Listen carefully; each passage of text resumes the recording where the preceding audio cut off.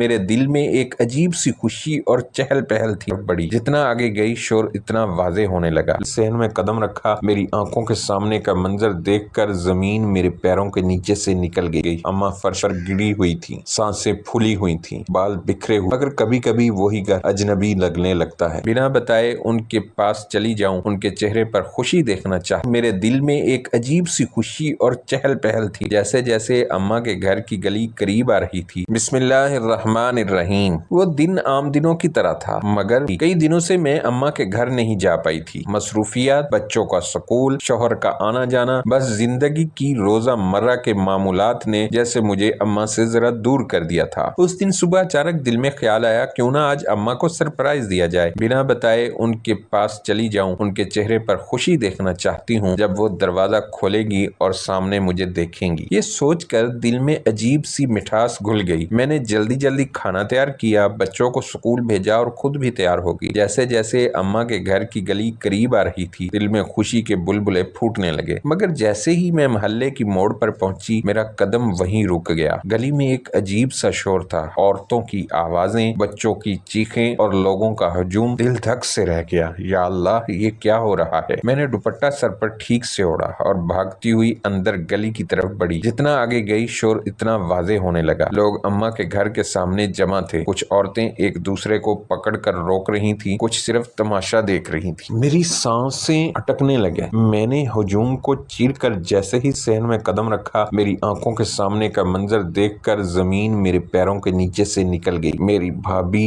میری اپنی بھابھی اماں کو بالوں سے پکڑ کر فرش پر گھسیٹ رہی تھی۔ ہاں، وہی اماں جن کے قدموں میں جنت ہے۔ وہ زمین پر گری ہوئی تھی، بال بکھرے ہوئے، چہرے پر آنسو اور خاک، اور وہ دونوں ہاتھ جو ہمیشہ ہمیں دعائیں دیتے تھے، آج معافی مانگنے کے لیے اٹھے ہوئے کانپ رہے تھے۔ میں چیخ پڑی، یہ کیا کر رہی ہو بھابھی؟ کیا تمہیں شرم نہیں آتی؟ اماں ہے وہ میری، تمہاری ساس، تمہاری بزرگ۔ میری آواز صحن میں گونج اٹھی۔ ہجوم خاموش ہو گیا۔ بھابھی نے ایک لمحے کے لیے مجھے دیکھا، پھر ہاتھ چھوڑا اور پیچھے ہٹ گئی۔ اماں فرش پر گری ہوئی تھی، سانسیں پھولی ہوئی تھیں، بال بکھرے ہوئے، دوپٹہ ایک طرف گرا ہوا۔ میں دوڑ کر اماں کے پاس پہنچی۔ اماں یہ کیا ہوا؟ آپ زمین پر کیوں گری ہیں؟ اماں نے کپکاتے ہاتھوں سے میرا ہاتھ پکڑا۔ ان کی آنکھوں میں آنسو تیر رہے تھے، وہ آنسو جن میں صدیوں کی محبت چھپی ہوتی تھی، لیکن آج ان میں ایک انجانی تھکن، ایک دکھ، ایک سوال چھپا تھا۔ وہ آہستہ آہستہ بولی، بیٹی، جب اولاد جوان ہوتی ہے تو ماں خوشیاں بانٹتی ہے، اور جب گھر میں نئی بہو آتی ہے تو سوچتی ہے اب سکھ کے دن آئیں گے، مگر کبھی کبھی وہی گھر اجنبی لگنے لگتا ہے، جیسے برسوں اپنے ہاتھوں سے بنایا ہوتا ہے، جسے برسوں اپنے ہاتھوں سے بنایا ہوتا ہے۔ میری آنکھوں سے بھی آنسو بہنے لگے۔ میں نے بھابھی کی طرف دیکھا، وہ چپ کھڑی تھی، جیسے اندر کہیں احساس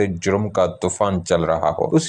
اسی لمحے اماں نے کپکپاتے ہاتھوں کو آسمان کی طرف اٹھایا اور روتے ہوئے کہا، اے میرے اللہ، اگر آج کسی نے میری لاج نہیں رکھی، اگر میری عزت فرش پر روندی گئی، تو اب میں تیری عدالت دیکھنا چاہتی ہوں، مجھے تیرا انصاف اپنی آنکھوں سے دیکھنا ہے میرا مولا۔ ان کی دعا صحن میں گونج اٹھی، لوگ سکتے میں آ گئے۔ کسی نے کبھی اماں کو اس حال میں نہیں دیکھا تھا۔ وہ جو ہمیشہ سب کے لیے رحمت تھیں، آج خود ظلم کا شکار تھیں۔ میں نے اماں کو سینے سے لگایا، اماں بس کریں، اللہ سب دیکھ رہا ہے، بس کریں۔ لیکن اماں نے ایک ٹھنڈی آہ بھری، ان کے چہرے پر ایک عجیب سی روشنی ابھر آئی تھی، جیسے کوئی بوجھ اتار دیا ہو۔ میں نے انہیں اٹھا کر اندر بستر پر لٹایا، چہرہ دھویا، دوپٹہ ٹھیک کیا۔ گھر میں سناٹا چھا گیا تھا۔ بھابھی کونے میں سر جھکائے بیٹھی تھی، ابا باہر بیٹھے کچھ سوچ میں گم تھے، اور محلے کی عورتیں سرگوشیاں کر رہی تھیں۔ وقت گزرتا گیا، دن کا سورج ڈھلنے لگا، سب کو لگا کہ بس اب معاملہ تھم گیا ہے، مگر کسی کو خبر نہ تھی کہ اماں کی وہ دعا، وہ جملہ، اے اللہ مجھے تیرا انصاف دیکھنا ہے، بس چند گھنٹے بعد حقیقت بننے والا تھا۔ شام کے قریب اماں نے آہستہ سے مجھے بلایا، بیٹی میرا وضو کرا دو۔ میں نے جلدی سے وضو کرایا، انہوں نے جائے نماز بچھائی۔ مغرب کا وقت قریب تھا، انہوں نے نماز شروع کی، مگر چہرے پر ایک عجیب